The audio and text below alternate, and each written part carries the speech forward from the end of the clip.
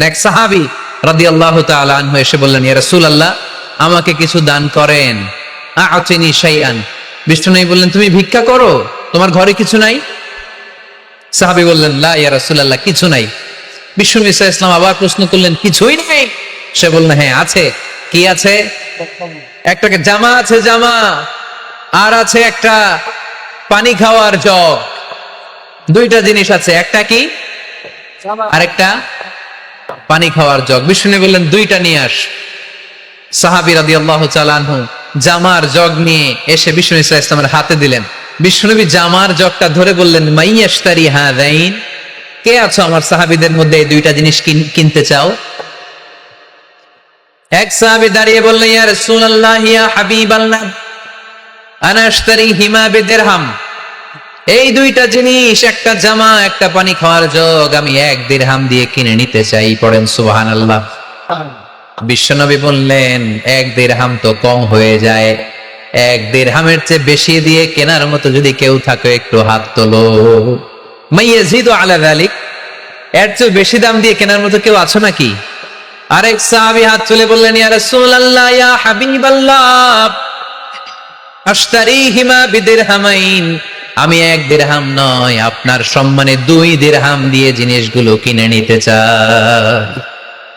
2 দিরহাম।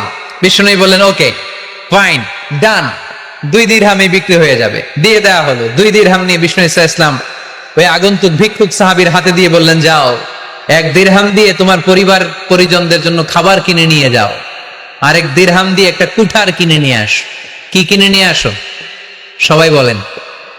কুঠার চিনেন আপনারা? কুঠার দিয়ে কি করে? গাছ কাটে। ওই সাহাবী 1 দিরহাম দিয়ে একটা কুঠার কিনে নিয়ে আসলেন।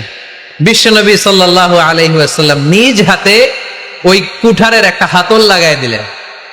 তিনি হাতল লাগাই দিলেন আর বললেন, যাও, গায়ে শক্তি আছে, তাগড়া যুবক, এই কুঠার নিয়ে জঙ্গলে যাও, জঙ্গলে যে কাঠ কাটো,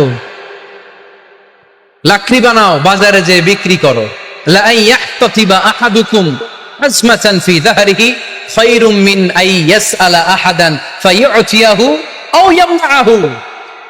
যাদের গায়ে জোর আছে, শক্তি আছে, পরিশ্রম করে লাকড়ির বোঝা পিঠে নিয়ে বাজারে বিক্রি করা অনেক ভালো কারো কাছে হাত পাতার চেয়ে। কারণ তুমি হাত পাতলে লোকজন তোমারে দিতেও পারে, নাও দিতে পারে, কিন্তু পরিশ্রম কখনো বৃথা যায় না। ফাইযা কুদিয়াতিস সালাতু ফান্তাশিরু ফিল আরদি ওয়াবতাগু মিন ফাদলিল্লাহ ওয়াযকুরুল্লাহা কাসীরান লাআল্লাকুম তুফলিহুন। সুবহানাল্লাহ পড়েন। আল্লাহ বললেন, যখন তোমাদের নামাজ শেষ হয়ে যায়, ফাইযা কুদিয়াতিস সালাতু, যখন সালাত শেষ হয়ে যায়, ফান্তাশিরু ফিল আরদি, জমিনে ছড়িয়ে পড়ো, ওয়াবতাগু মিন ফাদলিল্লাহ, আল্লাহর দেয়া ফজল তালাশ করো, রিজিক তালাশ করো। ওয়াযকুরুল্লাহা কাসীরান, আল্লাহর জিকির বেশি বেশি করো। লাআল্লাকুম তুফলিহুন, তোমাদেরকে সফল বানায়া দিবে কে? সিস্টেমটা খেয়াল করেন। ফাইদা কুদিয়াতিস সালাহ, যখন সালাত শেষ, ফান্তাশিরু ফিল আরদ, when you are done with your salah, spread out to your workplace, তোমার কাজের জায়গায় চলে যাও। নাকি মসজিদে বসে থাকবেন? নামাজ শেষে কি করতে হবে? কাজের জায়গায় চলে যেতে হবে।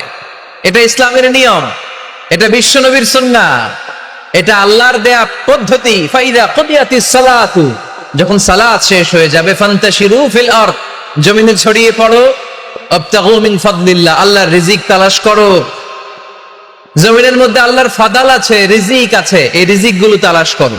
মসজিদে বসে থাকলে এই ফদল বা রিজিক কি পাওয়া যাবে? যাবে না। মসজিদে ঢুকলে রহমত পাওয়া যায়। গাজীপুরের ভাইয়ের আওয়াজ তুলে বলেন, মসজিদে ঢুকলে কি পাওয়া যায়? এজন্য মসজিদে যখন আমরা ঢুকি, কোন পা দিয়ে ঢুকি? ডান পা দিয়ে ঢুকেই আমরা বলি, আল্লাহুম্মা ফতাহলি আবওয়াবা রাহমাতিক, O Allah, open for us the door of your mercy. আল্লাহ আমাদের জন্য আপনার সব রহমতের দরজাগুলো খুলে দেন। কারণ মসজিদে ঢুকলে রহমত দেয় কে? আর মসজিদ থেকে যখন বের হই তখন রহমত নয়, তখন পাওয়া যায় ফদল। যে ফদলের কথা আল্লাহ ইয়াতে বললেন, ওয়াবতাগু মিন ফাদলিল্লাহ, এই ফদল মানে হচ্ছে রিজিক। তাই মসজিদ থেকে যখন বেরোই কোন পা দিয়ে বেরোই আর কি দোয়া পড়ি?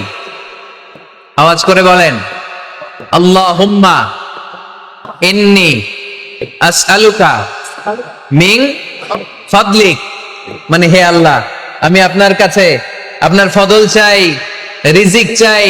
দুনিয়ার কেউ রিজিক দিতে পারে না, রিজিক দিতে পারে কে? এই রিজিক আমি আপনার কাছে চাই। আবার আল্লাহ বললেন, হুয়াল্লাযী জাআলা লাকুমুল আরদা যালুলা ফামশু ফি মানাকিবিহা ওয়া কুলু মির রিজকি ওয়া ইলাইহিন নুশুর। তিনি তো এমন সত্তা যিনি তোমাদের জন্য জমিনটারে বানিয়েছেন সাহালাতুল মাসালিক, সহজে হাঁটা যায়, চলা যায়, চারা বীজ রোপণ করা যায়, চাষাবাদ করা যায়। আল্লাহ বললেন, জমিনের আনাচে কানাচে ঘুরে বেড়াও, জমিনের মধ্যে তোমাদের জন্য রিজিক রেখে দিয়েছে কে? এই জমিনের সব জায়গায় রিজিক আছে। আপনি জমিনের পাহাড়ে যাবেন, পাহাড়েও রিজিক আছে। জানেন পাহাড়ে কি চাষ হয়? হ্যাঁ, জুম চাষ হয়। বাংলাদেশের পাহাড়ে জুম চাষ হয়, আর মালয়েশিয়ার পাহাড়গুলোতে সব চাষ হয়। মালয়েশিয়া একটা জায়গা আছে ক্যামেরুন হাইল্যান্ড, ভাই গেছিলেন নাকি? ৬,০০০ ফিট উপরে, ঠান্ডা, প্রচন্ড ঠান্ডা। আমি প্রায় যাই, ওখানকার চা বাগানের স্নিগ্ধ হাওয়া আমাকে টানে খুব, বাতাসটা খুবই ক্লিন, ভাল লাগে। ওই ক্যামেরুন হাইল্যান্ডে ৬,০০০ ফিট উপরে ওরা করেছে ফুলের বাগান, ফলের বাগান, চায়ের বাগান, স্ট্রবেরির বাগান, মধুর চাষ করে। আর এই ৬,০০০ ফিট উপরে এই ভেজিটেবলস আইটেম গুলো দিয়ে তারা পুরো মালয়েশিয়ার খাদ্যদ্রব্যের যত সংকট, সব সংকট তারা দূরীভূত করেছে। সুবহানাল্লাহ পড়েন। তো ওনারা পাহাড়ের উপর চাষ করে, আর আমরা সমতল জায়গায় চাষ করতে চাই না। চাষাবাদ করতে আমাদের লজ্জা লাগে। কি লাগে? যুবক ভাইয়েরা, কাজে কোনো লজ্জা নেই। কাজে কি নেই? পরিশ্রমে লজ্জা নেই। লজ্জা হচ্ছে অলসতায়, লজ্জা হচ্ছে অকর্মণ্যতায়। আমরা কাজ করে খেতে চাই, পরিশ্রম করে খেতে চাই। রাজি আছো সবাই? এখন অনেকে রুফ গার্ডেনিং করে। রুফ গার্ডেনিং মানে ছাদের, বাসার ছাদের উপরে কি সুন্দর পেঁপে গাছ, আম গাছ। আমি নিজে দেখেছি, নিজেরা খায়, আশেপাশের প্রতিবেশীদের সবাইকে দেয়, বাজারে বিক্রিও করে। নিউ আইডিয়া, রুফ গার্ডেনিং করো। তারপর একসাথে হাঁসের চাষ হয়, পানিতে হাঁসগুলো ভেসে বেড়ায়, আর নিচে মাছের চাষ হয়। এরকম অনেক যুবক আছে যারা এগুলো করে করে স্বাবলম্বী হয়েছে। আমরা এগুলো করতে চাই না, আমাদের লজ্জা লাগে। আমাদের হোটেলের মেসিয়ারি করতে লজ্জা লাগে, ছোট্ট ফুচকার দোকান দিতে আমাদের লজ্জা লাগে, কিন্তু বিশ্বনবীর ছাগল চড়াতে কোনো লজ্জা লাগতো না। কাজে কোনো লজ্জা আছে? লজ্জা কিসে তাইলে? অলসতায়। আওয়াজ করে বলো, লজ্জা কিসে? অলসতা করা যাবে না। অলসতাকে আজকের প্রোগ্রাম থেকে আমরা না বলে দিব। আমরা অলসতাকে বলে দিব নো। অলসতাকে আমরা কি বলবো? নো। আমরা অলস হতে চাই না, আমরা খেতে খেতে চাই, ঘাম ঝরাতে চাই। পরিশ্রমের ঘামের লোনা পানিতে জন্ম নেয় সফলতার বীজ। আমরা সফল হতে চাই, ঠিক কিনা? এজন্য অলসতা করা যাবে না, কাজ করতে হবে। আল্লাহ রাসূল সাল্লাল্লাহু আলাইহি ওয়াসাল্লাম এবং সাহাবারা আমাদেরকে কাজের প্রতি উৎসাহিত করেছেন। সাইয়েদনা ওমর ফারুক রাদিয়াল্লাহু তাআলা আনহু, নাম শুনেছেন? কত নাম্বার খলিফা? সবাই বলেন। 1 নাম্বার খলিফার নাম কি?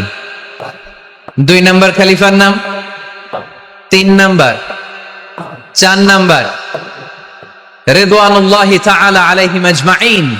ওমর ফারুক সাধারণ কোন সাহাবী ছিলেন না, তিনি এমন সাহাবী ছিলেন, বিশ্বনবী সাল্লাল্লাহু আলাইহি ওয়াসাল্লাম বলেছেন, আমার পরে কোনো নবীও নাই, রাসূলও নাই, তবে আমার পরে যদি কেউ নবী হতো, আমার ওমর নবী হয়ে যেত।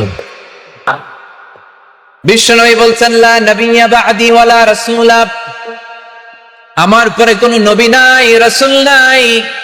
লাউ কানা বা'দি নাবিয়্যুন লাকানা উমর, তবে আমার পরে যদি নবী হওয়ার কোয়ালিটি আমার কোন সাহাবীর মধ্যে থেকে থাকে, আমার ওমরের মধ্যে সেই কোয়ালিটি আছে।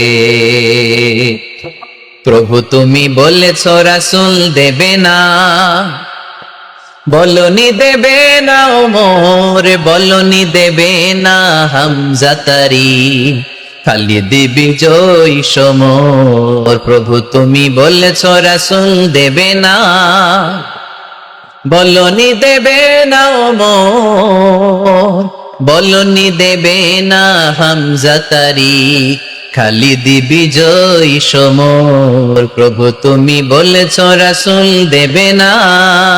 সুবহানাল্লাহ পড়েন। ওমরে ফারুক রাদিয়াল্লাহু তাআলা আনহু, দ্বিতীয় খলিফার নাম কি ছিল? সবাই বলেন কি নাম? সাইয়েদনা ওমরে ফারুক রাদিয়াল্লাহু তাআলা আনহু। ওনারে মুনাফিকরা খুব ভয় পেত। কারা? মুনাফিক চিনেন তো? ভিতরে এক বাইরে আরেক, তার নাম? সবাই বলেন ভিতরে এক বাইরে আরেক, তার নাম মুনাফিক। ইউযহিরু খিলাফা মা ইউবতিন, আরবিতে কি বলে? ইউযহিরু খিলাফা মা ইউবতিন, প্রকাশ করে একটা, ভিতরে আরেকটা। ভিতরে এক বাইরে আরেক, তার নাম? সবাই বলেন ভিতরে এক বাইরে আরেক, তার নাম? আমরা কি মুনাফিক হতে চাই? এরা যখন যে সুবিধাজনক অবস্থানে থাকে তখন তার সাথে থাকে। ডান দিকে যে বলে আপনি ভালো, আমি আপনার দলের লোক। বায়ে যে বলে আরে না এটা খারাপ, আপনি ভালো, আমি আপনার দলের লোক। এরকম আছে না নাই? যখন যে ক্ষমতায় তখন তারে তেল মারে। যেদিকে বৃষ্টি আর তুফান ওইদিকে ছাতা ধরে। আছে না নাই? বাংলাদেশে একটা গান চলছিল কিছুদিন, শুনতাম, মধু হই হই বিষ হাবাইলা। সূরাতুল মুনাফিকুনের তাফসীর বোঝানোর জন্য এটা আমার জন্য খুব সহজ ছিল। মধু হই হই বিষ হাবাইলা। বলে মধু, বলে কি? বাটির মধ্যে নিয়ে আসছে, বলে এটা মধু, বলে কি? আসলে এটা কি? জোরে বলেন। আমরা কি মুনাফিক হতে চাই? না। আমরা কি হতে চাই? মুনাফিকরা হচ্ছে এদিকেও যায় না আবার ওদিকেও যায় না, মুযাবযাবিন। They all the time long in dilemma. They don't know where to go. They don't know where to proceed. কোন দিকে যাবে জানে না, ডানেও না বায়েও না। নেহি এদার নেহি ওদার, দারমিয়ান মে সাদার বাদার। এরকম আছে না? না, উপর দিয়া ফিটফাট, ভিতর দিয়া সদরঘাট। সদরঘাট এখনো ফিটফাট হয় নাই। তো এই মুনাফিকের অবস্থা হচ্ছে উপরে ফিটফাট, ভিতরে সদরঘাট। আমরা কি মুনাফিক হতে চাই? কি হতে চাই? মুমিন হতে চাই। এই মুনাফিকের দলগুলো মদিনাতুল মুনাওয়ারাতে ওমরে ফারুককে খুব ভয় পেত। ওমরে ফারুককে দেখলে তারা থারথার করে কাঁপতো। শুধু মুনাফিকরাই নয়, খোদ ইবলিস শয়তানও সাইয়েদনা ওমরে ফারুককে দেখলে ভয় পেত। আমরা আমাদের ছেলে মেয়েদেরকে যদি খাবার না খায় আমরা কি বলি?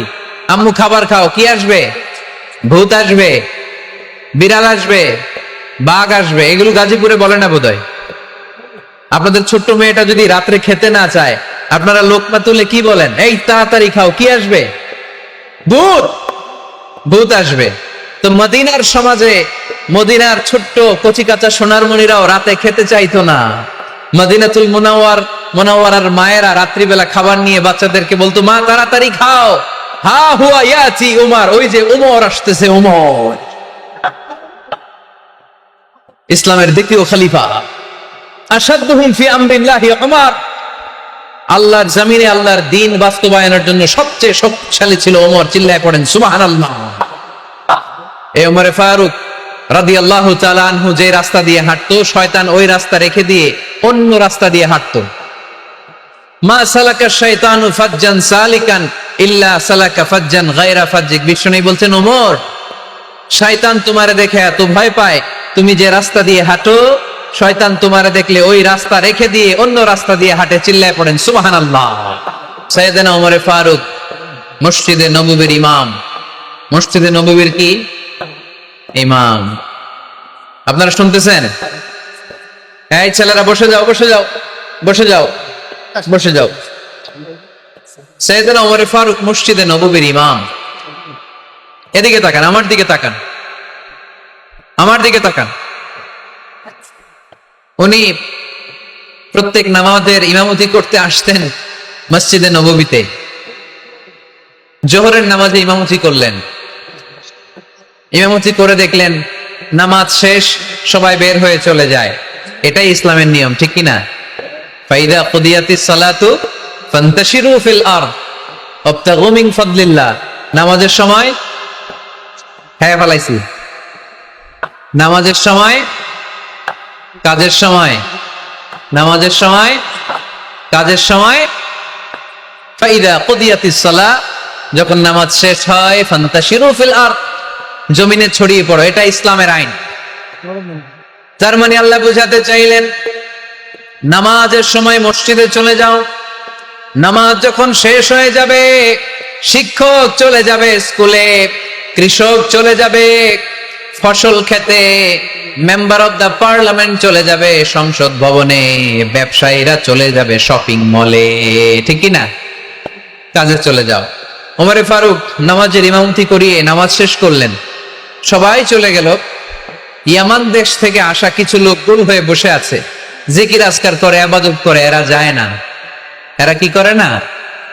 যায় না। আসরের নামাজে সাইয়েদনা ওমরে ফারুক রাদিয়াল্লাহু তাআলা আনহু নামাজের ইমামতি করলেন, নামাজ শেষ, সবাই চলে যায়, এরা যায় না। মাগরিবের নামাজের পরেও এরা যায় না, এশার সালাতের পরেও এরা যায় না। এশার পরে উনি ধরলেন, মা বালুকুম মা খাতবুকুম, হোয়াটস রং উইথ ইউ ম্যান, তোমাদের কি সমস্যা? জোহর, আসর, মাগরিব, এশা প্রত্যেক সালাতের পরে সবাই যার যার কাজে চলে যায়, তোমরা যে যাও না, বাড়ি কই? বলি ইয়ামান। তো বসে থাকো কেন? কি করো? কয় জিকির করি। কি করি? কি করি? জিকির আজকার করি, তাসবিহ তাহলিল পড়ি, ইবাদত করি। তো তোমরা যে যাও না, তোমাদের খাবার দেয় কে? খাবারের ব্যবস্থা হয় কোত্থেকে? তারা বলল, আমাদের জিকির দেখে, আমাদের বুজুর্গি দেখে আশেপাশের লোকেরা পাতিল ভরে খাবার নিয়ে আসে, ওই খাবার আমরা খাই। নাহনু আল মুতাওয়াক্কিলুনা আলাল্লাহ, আমরা আল্লাহর উপর তাওয়াক্কুল করে এখানে বসে থাকি। ওমরে ফারুক বললেন, সর্বনাশ, তোমরা যদি মুতাওয়াক্কিলুনা আলাল্লাহ হও তাহলে কেমনে হবে? তোমরা তো মুতাওয়াক্কিলুনা আলাল্লাহ নাও, তোমরা হচ্ছে আল মুতাওয়াক্কিলুন বা'দুকুম আলা বা'দ, আল্লাহর উপর তাওয়াক্কুলকারী নয়। তোমরা যারা পাতিলের মধ্যে করে খাবার নিয়ে আসে তাদের উপর তাওয়াক্কুল করে বসে আছো, ঠিক কি না? তোমাদের জিকিরও চলে, আবার মাথায় টেনশনও চলে, পাতিল কি ছোট আসবে না বড় আসবে, খাবারে আমার ভাগেরটা থাকবে কি থাকবে না, টেনশন আছে না নাই? কারণ অন্যের উপর নির্ভরশীল, নিজেরা রান্না করে নাই, নিজে তো বাজার করে নাই, নিজের তো অ্যারেঞ্জমেন্ট বলতে কিছু নাই, আরেকজন যা দিয়ে যাবে ওইটা খাবে। ওমরে ফারুক বুঝালেন, আরে বোকা, এটারে তাওয়াক্কুল বলে না। তোমার সাধ্যে যতটুকু আছে তার সবটুকুন করার পরে তুমি তাওয়াক্কুল করবে একজনের উপর, তিনি কে? এক সাহাবী বললেন, ইয়া রাসূলুল্লাহ, ইয়া হাবিবাল্লাহ সাল্লাল্লাহু আলাইহি ওয়াসাল্লাম, আমি অনেক দূর থেকে সফর করে এসেছি, এই যে আমার উটের রশিটা, এটা ছেড়ে দিয়ে যদি আমি ঘুমিয়ে যাই, আল্লাহর উপর তাওয়াক্কুল করি, আমার উটটা বসে থাকবে নাকি? বিষ্ণু বললেন, না, এটারে তাওয়াক্কুল বলে না। উটের রশি রেখে দিয়ে ঘুমাইলে তোমার উট দৌড় দিবে। আকিলহা সুম্মা তাওয়াক্কাল আলাল্লাহ, উটের রশিটা আগে দড়ি দিয়ে ভালো করে গাছের সাথে বাঁধো, তারপরে তাওয়াক্কুল করবে একজনের উপর, তিনি কে? আগে বাঁধতে হবে, তারপরে তাওয়াক্কুল, আগে কাজ করতে হবে, তারপরে তাওয়াক্কুল। এক লোক বড় হুজুরের কাছে দোয়া চাইছে, হুজুর আপনি দোয়া করবেন আল্লাহ যেন আমার একটা ছেলে সন্তান দেয়। কি দেয়? কথা বুঝে নাই বোধহয়। কি দেয়?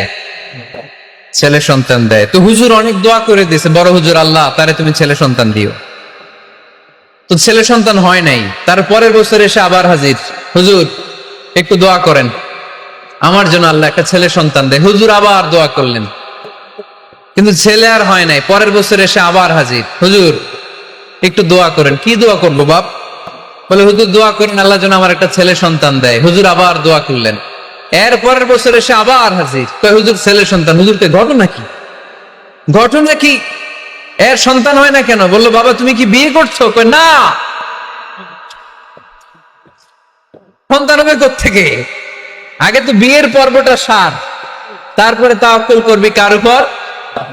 বিষ্ণু বললেন, তাগদু ফিমাসান তারুহু বিতানান, পাখিগুলোর মতো যদি সকালবেলা তাওয়াক্কুল করে বের হয়ে যাও, প্রতিটা পাখি, আপনাদের গাজীপুর এলাকায় পাখির বাসা আছে নাকি? কি পাখি আছে? বাবুই পাখি, হ্যাঁ কি পাখি?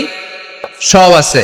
তো এই পাখিগুলো এই গাজীপুরের বিভিন্ন গাছপালার উপরে যে নিড় বানিয়েছে বাসা, দেখবেন সকাল বেলায় এই পাখিগুলো আল্লাহর উপর তাওয়াক্কুল করে বের হয়ে যায়। এই পাখিগুলো জানে কোন জায়গায় ওর রিজিক আছে। এই পাখিগুলোর রিজিকের ব্যবস্থা করলো কে? সারাদিন শেষে পাখিগুলো আবার ওদর পূর্তি করে পাখিগুলোরে নিড়ে ফিরিয়ে দেয় কে? জানে না কোথায় খাবার আছে। আমাদের ফ্রিজ আছে, ফ্রিজ, ডিপ ফ্রিজ, 7 দিনের বাজার করে ডিপ ফ্রিজের মধ্যে খাবার রেখে দেই। পাখিদের ডিপ ফ্রিজ আছে নাকি? আমাদের টাকা বেশি ঘরের মধ্যে হয়ে গেলে ব্যাংকের মধ্যে অ্যাকাউন্টে ফেলে দিয়ে আসি। পাখিদের কোনো ব্যাংক অ্যাকাউন্ট আছে নাকি? তারুহু তাগদু খিমাসান তারুহু বিতানান। সকালবেলা পাখিগুলো কিচির মিচির আল্লাহর জিকির করে বের হয়ে যায়। বিকেল বেলা প্রতিটা পাখির পেটে খাবার দিয়ে আবার ফিরিয়ে দেয় কে? এটার নাম তাওয়াক্কুল।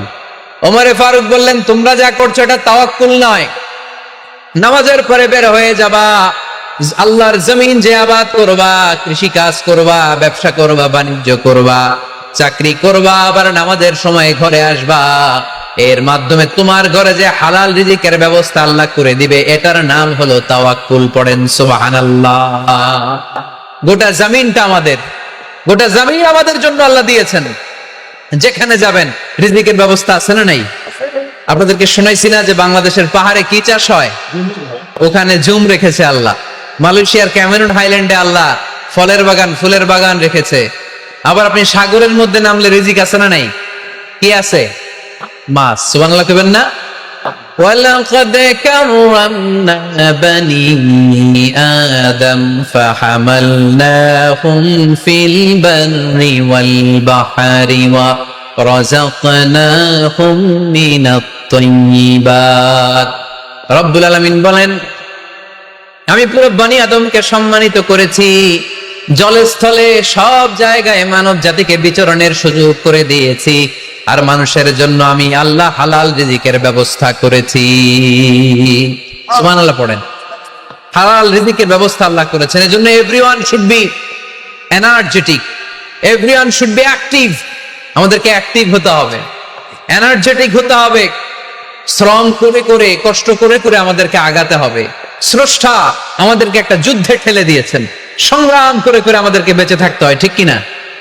এই জমিনে যখন আমরা এসেছি তখনই আমি সংগ্রাম করেছি। বিশ্বাস করেন, একজন স্বামীর 1 ফোঁটা বীর্যের মধ্যে যদি 20 কোটি শুক্রাণু না থাকে, কয় কোটি? আরো জোরে।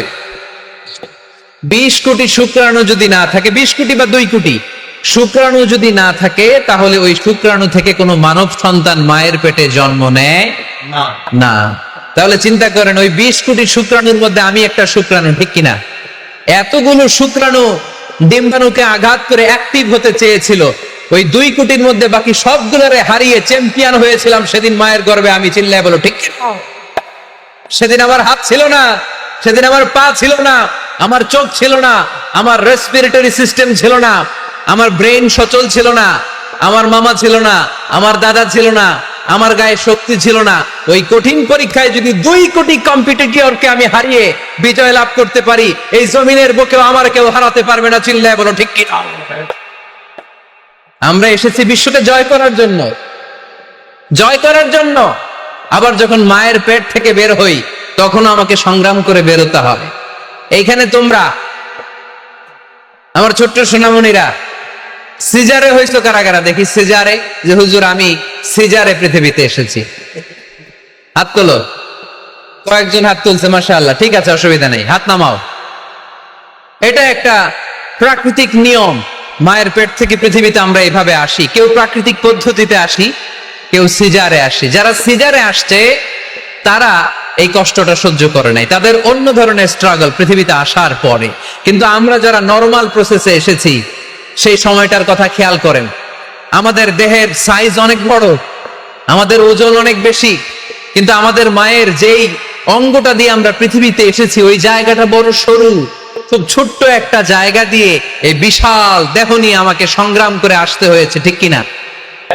এবং এটা ল্যাবরেটরিক্যালি প্রুভড, সায়েন্টিফিক্যালি অ্যাটাস্টেড যে এটা একজন বাচ্চার জন্য, নবজাতক নিউ বর্ন বেবির জন্য খুবই স্বাস্থ্যকর, খুবই হেলদি।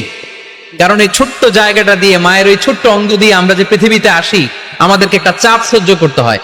ওই চাপের কারণে আমার নাকের ভেতরে, কানের ভেতরে যে ধরনের দূষিত গ্লিসারিন আছে, পদার্থ আছে, এগুলো সব বের হয়ে যায়। আর এই প্রচন্ড চাপটা আমাদের দেহটাকে কর্ম সহিষ্ণু হয়ে গড়ে তুলতে সাহায্য করে। কোন সুবহানাল্লাহ। নিয়ে আসেন, এখানে নিয়ে আসেন, শেষের দিকে। এফিডেভিট নাই, পরে হবে। তাহলে আপনারা দায়িত্ব নিয়ে এফিডেভিট করবেন, শুধু শাহাদা পড়বে আমার হাতে। ঠিক আছে, ফাইন। সেই দিন আমরা স্ট্রাগল করে পৃথিবীর বুকে এসেছিলাম। যেদিন মায়ের পেট থেকে যুদ্ধ করে আমাকে পৃথিবীতে আসতে হয়েছে, ওই দিন আমার কান ছিল?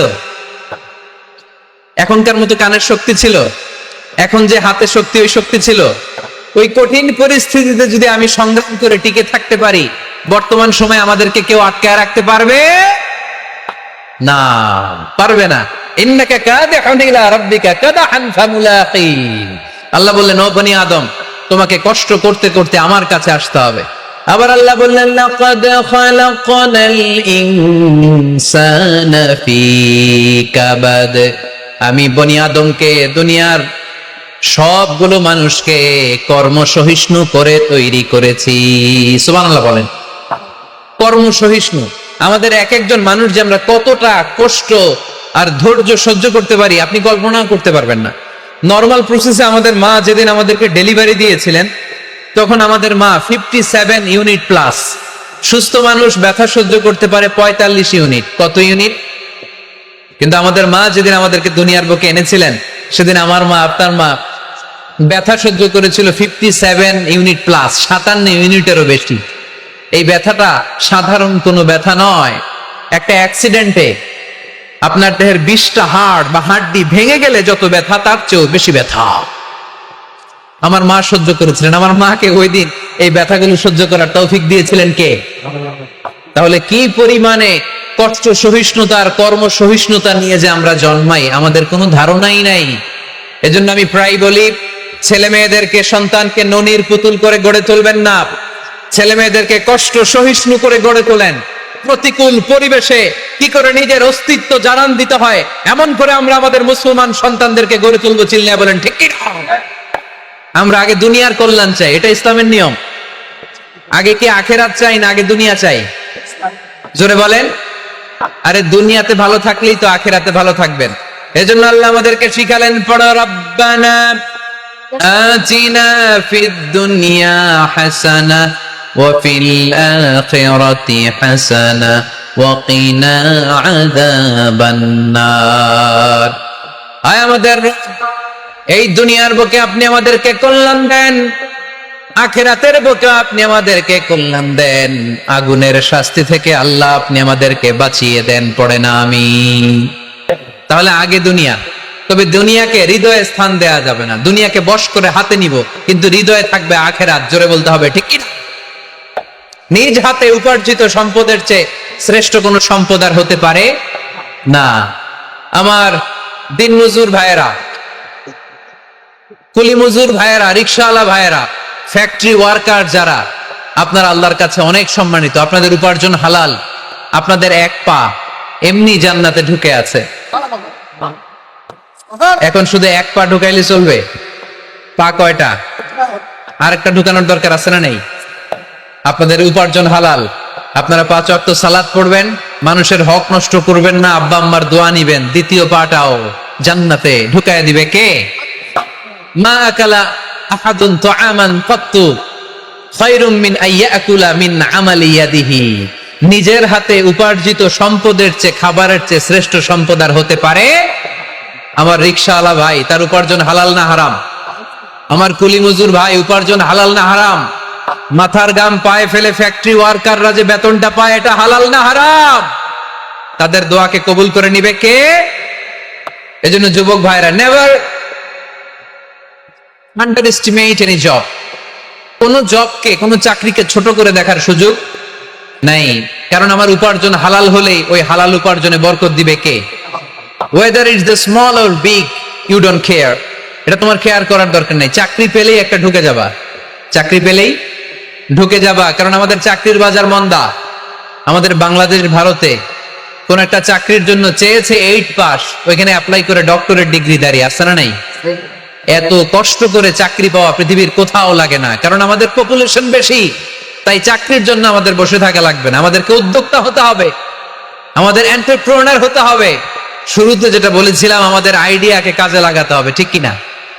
আর যাই করবো আমরা ভালোভাবে করব। ভালোভাবে করলে ওই কাজে বরকত দেয় কে? ভালোভাবে করার জন্য আল্লাহ তাআলা সূরাতুল মুলকে আমাদেরকে গাইডলাইন দিয়েছেন। রব্বুল আলামিন বলেন, আল্লাযী খালাকাল মাউতা ওয়াল হায়াতা লিয়াবলুয়াকুম আইয়ুকুম আহসানু আমালা। তিনি এমন সত্তা যিনি তোমাদের তৈরি করেছেন, জীবন আর মৃত্যুকে তৈরি করেছেন এই জিনিসটা পরীক্ষা করবার জন্য, তোমাদের মধ্য থেকে কে ভালোভাবে কাজ করে। সুবহানাল্লাহ। কে বেশি আমল করে আল্লাহ এটা বলছে, নাকি কে ভালো আমল করে? কথা কি বুঝতেছেন? যদি বেশি আমল করার কথা আল্লাহ বলতো তাহলে এই আয়াতটা হতো লিয়াবলুয়াকুম আইয়ুকুম আকসারু আমালা। কিন্তু আল্লাহ কি এই আয়াতে আকসারু আমালা বলেছে? আলেম যারা আছেন তারা আমার সাথে সাথে বলেন, আল্লাহ কি আকসারু আমালা বলেছে? আল্লাহ কি বলেছে? লিয়াবলুয়াকুম আইয়ুকুম আহসানু আমালা, কে ভালো করে কাজ করে উইথ প্রফেশনালিজম। আপনি যেটাই করেন না কেন আপনাকে প্রফেশনালিজমের সাথে করতে হবে, তাহলে ওই কাজে বরকত দিবে কে? ছোট হোক বড় হোক এটা কোনো সমস্যা? যাই করি না কেন কিভাবে করব? ভালোভাবে। আওয়াজ করে বলেন, কিভাবে করব? যে কোনো কাজ করো না ভাই, যে কোনো কাজ করো তা যেন হয় সবার চেয়ে সবচেয়ে সুন্দর। যে কোনো কাজ করো না ভাই, যে কোনো কাজ করো তা যেন হয় সবার চেয়ে সবচেয়ে সুন্দর। হোক না সেটা পড়া লেখা, রঙের ভাষায় ছবি আঁকা। হোক না সেটা পড়া লেখা, রঙের ভাষায় ছবি আঁকা। হোক না সেটা সামান্য কাজ কিংবা মহত্তর, তা যেন হয় সবার চেয়ে সবচেয়ে সুন্দর। যে কোনো কাজ করো না ভাই, যে কোনো কাজ করো তা যেন হয় সবার চেয়ে সবচেয়ে সুন্দর। চিৎকার করে বলতে হবে, ঠিক কিনা? যাই করি না কেন সেটা যেন সবচেয়ে সুন্দর হয়। You have to make the best out of you. You have to try your level best. তোমার সাধ্যের যতটুকু আছে তার সবটুকু করতে হবে, বাকি বরকত তার কল্যাণ আমাদেরকে দান করবে কে? বিষ্ণু ঈসা ইসলাম কখনো অলসতাকে উৎসাহিত করেন নাই, ভিক্ষাবৃত্তিকে উৎসাহিত করেন নাই, তিনি পরিশ্রমকে অ্যাপ্রিশিয়েট করেছেন। এক সাহাবী রাদিয়াল্লাহু তাআলা আনহু এসে বললেন, ইয়া রাসূলুল্লাহ আমাকে কিছু দান করেন, আ'তিনি শাইআন। বিষ্ণু নবী বললেন, তুমি ভিক্ষা করো, তোমার ঘরে কিছু নাই? সাহাবী বললেন, লা ইয়া রাসূলুল্লাহ কিছু নাই। বিষ্ণু ঈসা ইসলাম আবার প্রশ্ন করলেন, কিছুই নেই? সে বললেন, হ্যাঁ আছে। কি আছে? একটা জামা আছে, জামা, আর আছে একটা পানি খাওয়ার জগ। দুইটা জিনিস আছে, একটা কি আর একটা পানি খাওয়ার জগ। বিষ্ণু বললেন, দুইটা নিয়ে আস। সাহাবী রাদিয়াল্লাহু তাআলা আনহু জামার জগ নিয়ে এসে বিষ্ণু ঈসা ইসলামের হাতে দিলেন। বিষ্ণুনবী জামার জগটা ধরে বললেন, মাইয়াশতারি হাযাইন, কে আছো আমার সাহাবীদের মধ্যে এই দুইটা জিনিস কিনতে চাও? এক সাহাবী দাঁড়িয়ে বললেন, ইয়া রাসূলুল্লাহ ইয়া হাবিবাল্লাহ আনা আশতারিহিমা বিদিরহাম। এই দুইটা জিনিস, একটা জামা একটা পানি খাওয়ার জগ, আমি 1 দিরহাম দিয়ে কিনে নিতে চাই। পড়েন সুবহানাল্লাহ। বিশ্বনবী বললেন, 1 দিরহাম তো কম হয়ে যায়, 1 দিরহামের চেয়ে বেশি দিয়ে কেনার মতো যদি কেউ থাকে একটু হাত তোলো। মাইয়াজিদু আলা যালিক, এর চেয়ে বেশি দাম দিয়ে কেনার মতো কেউ আছো নাকি? আরেক সাহাবী হাত তুলে বললেন, ইয়া রাসূলুল্লাহ ইয়া হাবিবাল্লাহ আশতারিহিমা বিদিরহামাইন, আমি 1 দিরহাম নয় আপনার সম্মানে 2 দিরহাম দিয়ে জিনিসগুলো কিনে নিতে চাই। 2 দিরহাম। বিষ্ণু বললেন, ওকে ফাইন, ডান, 2 দিরহামে বিক্রি হয়ে যাবে। দিয়ে দেওয়া হলো। 2 দিরহাম নিয়ে বিষ্ণু ঈসা ইসলাম ওই আগন্তুক ভিক্ষুক সাহাবীর হাতে দিয়ে বললেন, যাও 1 দিরহাম দিয়ে তোমার পরিবার পরিজনদের জন্য খাবার কিনে নিয়ে যাও, আর 1 দিরহাম দিয়ে একটা কুঠার কিনে নিয়ে আসো। কি কিনে নিয়ে আসো? সবাই বলেন। কুঠার চিনেন আপনারা? কুঠার দিয়ে কি করে? গাছ কাটে। ওই সাহাবী 1 দিরহাম দিয়ে একটা কুঠার কিনে নিয়ে আসলেন। বিশ্বনবী সাল্লাল্লাহু আলাইহি ওয়াসাল্লাম নিজ হাতে ওই কুঠারের একটা হাতল লাগাই দিলেন। সুবহানাল্লাহ পড়তে পারলেন না মজা করে? হাতল ছাড়া কুঠার ধরা যায়? ধরা যায় না। বিশ্বনবী কাঠের একটা হাতল লাগাই দিলেন। এই হাতলটা দিয়ে বিশ্বনবী বললেন, try to imagine the attitude of the last messenger Muhammad sallallahu. He changed the world for the better and made us better creature. তার নাম কি? কি নাম? He was Muhammad sallallahu alayhi wa sallam. Muhammad, mercy upon mankind, teacher of all mankind, Abul Qasim, Ya Habibi, Ya Muhammad, Ya Shafi'i, Ya Muhammad, Khairu Khalqillahi Muhammad, Ya Mustafa, Ya Imam al-Mursalin, Ya Mustafa, Ya Shafi'al Alamin. পড়েন সবাই। Ya Mustafa, Ya Imam al-Mursalin, Ya Mustafa, Ya Shafi'al Alamin.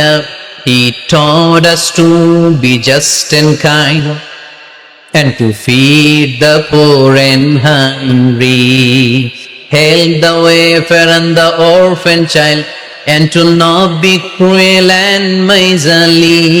His speech was soft and gentle, like a mother stroking her child.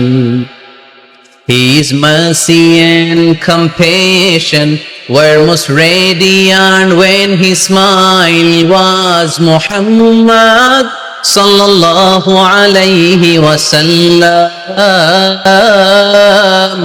Muhammad, mercy upon mankind, teacher of all mankind, Abul Qasim, Ya Habibi, Ya Muhammad, Ya Shafi'i, Ya Muhammad, Khairu Khalqillahi Muhammad.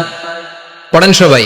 Ya Mustafa, Ya Imam al-Mursalin, Ya Mustafa, Ya Shafi'al Alamin, Ya Mustafa, Ya Imam al-Mursalin, Ya Mustafa, Ya Shafi'al Alamin, Muhammad. Subhanallah পড়েন। He was Muhammad sallallahu alayhi wa sallam. বিশ্বনবী নিজ হাতে ওই সাহাবীর কুঠারের ভেতরে একটা হাতল লাগাই দিলেন। ঘটনা মনে আছে নাকি নাশিদ শুনে ভুলে গেছেন? ঘটনা মনে আছে সবার? তিনি হাতল লাগাই দিলেন আর বললেন, যাও, গায়ে শক্তি আছে, তাগড়া যুবক, এই কুঠার নিয়ে জঙ্গলে যাও, জঙ্গলে যে কাঠ কাটো, লাকড়ি বানাও, বাজারে যে বিক্রি করো। লা ইয়াহতাতিবা আহাদুকুম আসমাতান ফি যাহরিহি খায়রুম মিন আই ইয়াসআলা আহাদান ফায়ু'তিয়াহু আও ইয়ামনাহু। যাদের গায়ে জোর আছে, শক্তি আছে, পরিশ্রম করে লাকড়ির বোঝা পিঠে নিয়ে বাজারে বিক্রি করা অনেক ভালো কারো কাছে হাত পাতার চেয়ে। কারণ তুমি হাত পাতলে লোকজন তোমারে দিতেও পারে, নাও দিতে পারে, কিন্তু পরিশ্রম কখনো বৃথা যায় না। What is the moral of the story? রাসূল সাল্লাল্লাহু আলাইহি ওয়াসাল্লামের এই প্রফেটিক স্টোরি থেকে আমাদের শিক্ষা কি? বিশ্বনবী বললেন, যাও, কাঠ কেটে নিয়ে আসো। লা উরিদু আন আরাকা 15 আইয়াম, সামনের 15 দিন আমি যেন আমার চোখ দিয়ে তোমারে আমার আশেপাশে ঘুরঘুর করতে না দেখি। সাহাবী চলে গেলেন, কাঠ কাটতে আরম্ভ করলেন, বাজারে বিক্রি করতে আরম্ভ করলেন। 15 দিনের ব্যবধানে 10 দিরহাম নিয়ে বিশ্বনবীর দরবারে ওই সাহাবী হাজির হয়ে গেলেন। 10 দিরহাম নিয়ে হাজির হয়ে গেলেন। এসে বললেন, ইয়া রাসূলুল্লাহ, ইয়া হাবিবাল্লাহ, আমি আর দরিদ্র নাই, আমি আর ভিক্ষা করি না, আমি নিজের পায়ে দাঁড়িয়েছি, আমি স্বাবলম্বী হয়েছি, আমি অন্যান্য খেটে খাওয়া মানুষের মতো এখন উপার্জন করে আমার ফ্যামিলির চাহিদা মিটাই। করেন সুবহানাল্লাহ।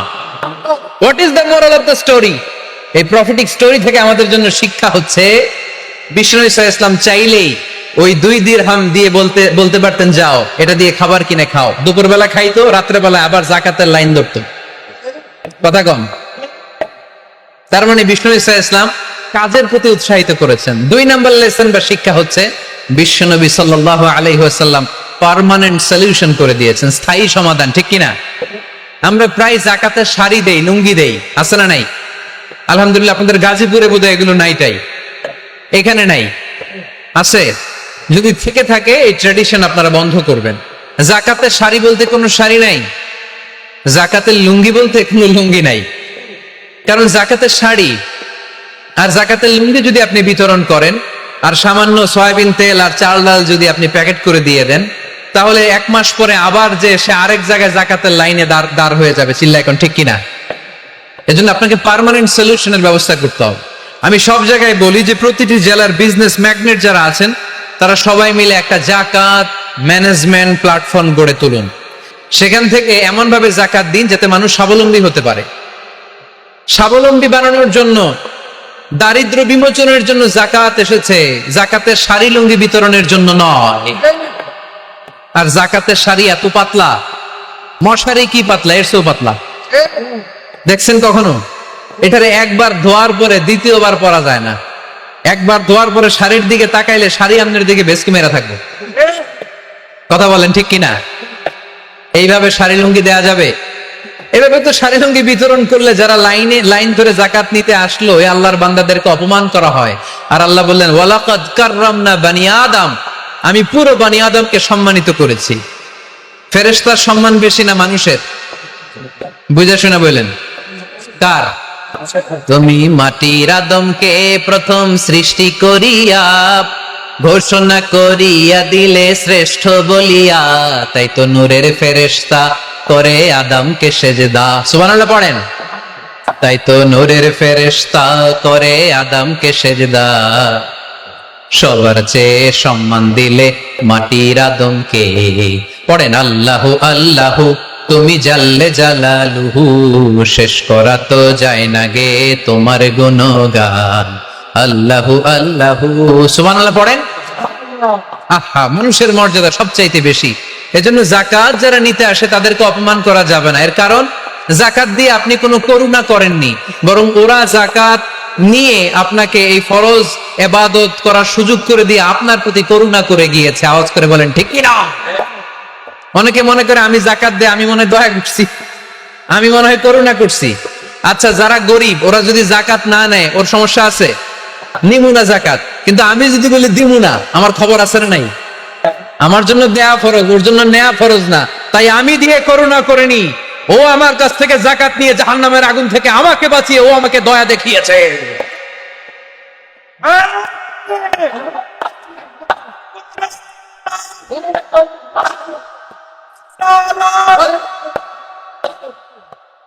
এজন্য জাকাত দারিদ্র বিমোচনের জন্য। কিভাবে জাকাত দিবেন? আপনি জাকাতের টাকা দিয়ে খেয়াল করবেন, একটু ক্রস চেক করে নিতে হবে, ডবল চেক করে নিতে হবে। যেই ফ্যামিলিতে জাকাত দিবেন কর্মক্ষম উপার্জনের মতো করতে পারে এরকম ছেলে আছে কিনা। থাকলে ওর একটা অটো রিক্সা কিনে দেন, সিএনজি কিনে দেন। ওই সিএনজি চালিয়ে ওর ফ্যামিলিটা দিব্যি চলে যাবে, ঠিক কিনা? ওর একটা অস্ট্রেলিয়ান গাভী কিনে দেন, ওই গাভীর দুধ বিক্রি করে ফ্যামিলিটা স্বাবলম্বী হয়ে যাবে, ঠিক কিনা? লক্ষ্মীপুরে আমি ওয়াজ করলাম, বলল হুজুর আমরা এইভাবে একটা জাকাত ম্যানেজমেন্ট প্ল্যাটফর্ম গড়ে তুলেছি। এখানে আমরা টাকা জমিয়ে জমিয়ে আমাদের এলাকার যে সমস্ত ছেলেগুলো কর্মক্ষম, তাদের ঘরে টাকা পয়সা নাই, আমরা জাকাতের টাকা দিয়ে ওদেরকে প্রবাসী বানিয়ে দেই, বিদেশে পাঠিয়ে দেই।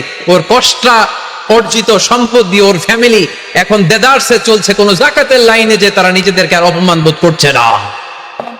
এইভাবে জাকাত দিতে হবে। দিলটার একটু খোলেন, হাতটার একটু খোলেন, তাহলে হৃদয়টারে খুলে দিবে কে?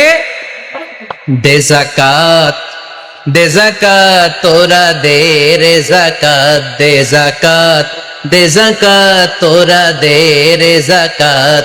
তোর দিল খুলবে পরে, আগে খুলু খাত। দে জাকাত, দে জাকাত তোরা দে রে জাকাত। পড়েন আমিন। এই জাকাতের মাধ্যমে আমরা আমাদের বাংলাদেশকে স্বাবলম্বী করতে চাই। রাজি আছেন সবাই? সংঘবদ্ধ প্রচেষ্টায় জাকাত আদায় করতে রাজি আছেন? বিশ্বনবী সাল্লাল্লাহু আলাইহি ওয়াসাল্লাম চাইলে 2 দিরহাম দিয়ে বিদায় করে দিতে পারতেন, কিন্তু বিশ্বনবী সাল্লাল্লাহু আলাইহি ওয়াসাল্লাম তাকে কাজের প্রতি উৎসাহিত করলেন, পার্মানেন্ট সলিউশন দিলেন। এজন্য অলসতার সাথে ইসলামের কোনো সম্পর্ক আছে? আওয়াজ করে বলেন, অলসতার সাথে সম্পর্ক আছে? অলসতাকে যেন আজকে আমরা কি বলে দিছিলাম? ভুলে গেছি। আরো জোরে। অলসতাকে আজকে আমরা নো বলে দিচ্ছি, আমরা কর্মক্ষম। আরে অলস তো হয় মুনাফিকেরা, অলস হয় কারা? وَإِذَا قَامُوا إِلَى الصَّلَاةِ قَامُوا كُسَالَى يُرَاءُونَ النَّاسَ وَلَا يَذْكُرُونَ اللَّهَ إِلَّا قَلِيلًا। সুবহানাল্লাহ পড়েন। মুনাফিকরা যখন নামাজে দাঁড়ায় অলস হয়ে দাঁড়ায়, সোজা হয়ে দাঁড়ায় না। মসজিদে নববীর কাতারগুলোর মধ্যে মুমিনদের সাথে যখন মুনাফিকেরা দাঁড়াতো, অলসের মতো দাঁড়াতো, দেয়ালের মধ্যে হেলান দিয়ে দাঁড়াতো। এরকম আছে না অনেকে অলস। কিন্তু আমরা যারা মুমিন, আমরা নামাজে দাঁড়ালে কি আমাদের হৃদয়ে অলসতা আসে নাকি হৃদয়টা সজীব হয়ে ওঠে? আমাদের হৃদয়কে নামাজে দাঁড়ালে সজীব করে দেয় কে? কিন্তু শয়তানু আলা কাফিয়াতি রাসি আহাদিকুম ইদা হুয়া নাম। আমরা যখন রাতে ঘুমোতে যাই, শয়তান আমাদের মাথার পিছনে অলসতার 3টা গিট মারে। কি মারে? এই যে রশি দিয়ে এরকম বাঁধে, যে এটার গাজীপুরে আপনারা কি বলেন? গিট্টু। হ্যাঁ, গিট্টু। আচ্ছা, তো শয়তান আমরা যখন ঘুমোতে যাই, আমাদের মাথার পেছনে অলসতার 3টা গিট্টু মারে। আমরা যখন ঘুম থেকে উঠে ঘুম থেকে ওঠার দোয়া করে আলহামদুলিল্লাহিল্লাযী আহইয়ানা বা'দা মা আমাতানা ওয়া ইলাইহিন নুশুর, আমরা ঘুমালেই 3টা গিট্টু মেরে শয়তান একটা মন্ত্র পড়ে দেয়, আলাইসা লাইলুন তাওয়িলুন ফারকুদ। আরে ঘুমা, অনেক লম্বা রাত। আরে ঘুমা, অনেক লম্বা রাত। আরে আরামসে ঘুম মার, অনেক লম্বা রাত। এই মন্ত্র পড়ে 3টা গিট মারে। আমরা যখন ঘুম থেকে উঠে ঘুমের দোয়া পড়ে ফেলি, একটা গিট্টু খুলে দেয় কে? আল্লাহ। আবার ঘুম থেকে উঠে দোয়া পড়ার পরে ফাইদা তাওয়াদ্দা ইনহাল্লাত উকদা, ওয়াশরুমে ঢুকে ইস্তেনজা করে যখন আমরা ওযু করে ফেলি, অলসতার 2য় গিট্টু খুলে দেয় কে? ফাইন সাল্লাত ইনহাল্লাত উকদা। ওযু করার পরে মুসাল্লা বিছিয়ে যখন নামাজের জন্য দাঁড়িয়ে যায়, অলসতার 3 নাম্বার গিট্টুটাও খুলে দেয় কে? ফাসবাহা নাশীতান তাইয়িবান নাফস। He become enthusiastic, he become very active, he become very energetic. বিষ্ণু ঈসা ইসলাম বললেন তখন সে এনার্জেটিক হয়ে ওঠে, অ্যাক্টিভ হয়ে ওঠে, সজীব হয়ে ওঠে। তাহলে সালাত আমাদেরকে অলস বানায় না, সালাতে আমরা সজীব হই। সালাতে অলস হয় যারা মুনাফিক, তারা। চিল্লায় বলেন ঠিক কি? এজন্য বিষ্ণু বললেন কাজে লজ্জা নাই, আমি কাজ করে খাই।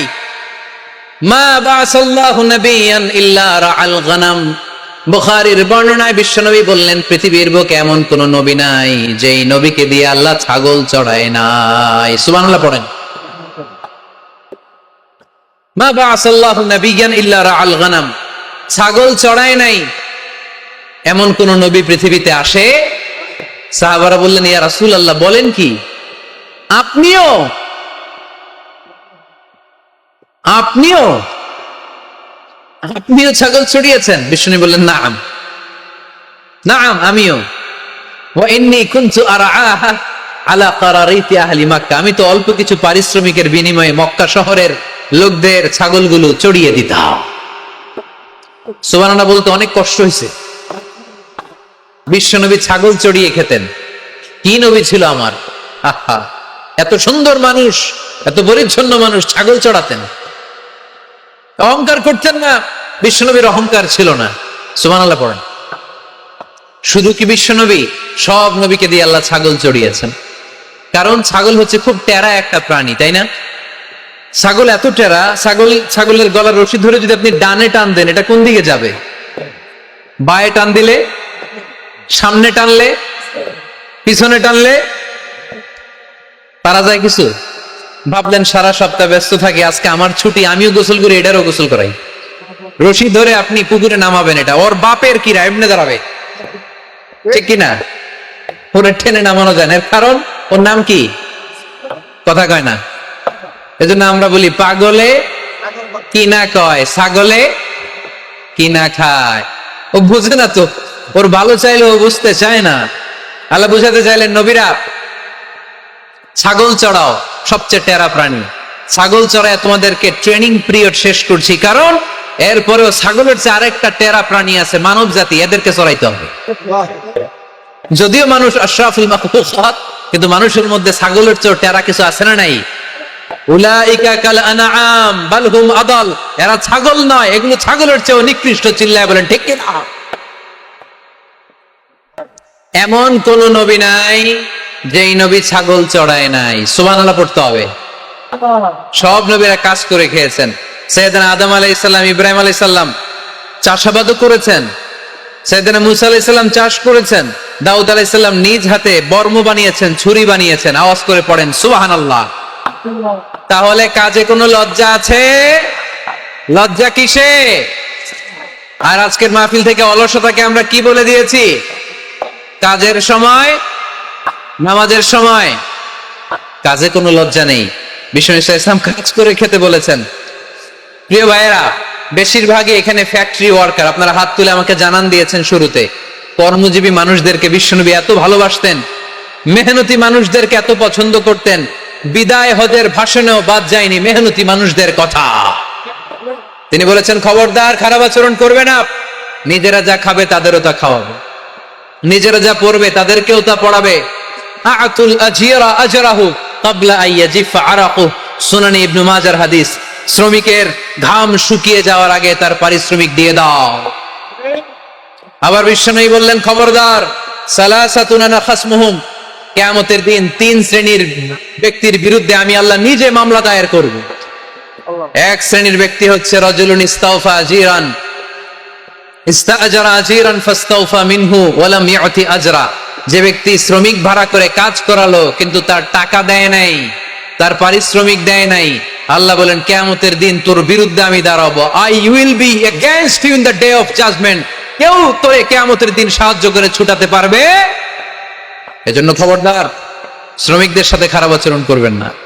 আবার শ্রমিক ভাইরাও যারা আছেন, আপনাদের ডিউটি যত ঘন্টা ঠিক তত ঘন্টাই পালন করতে হবে, তা না হলে কিন্তু আপনাদের উপার্জন হালাল হবে না।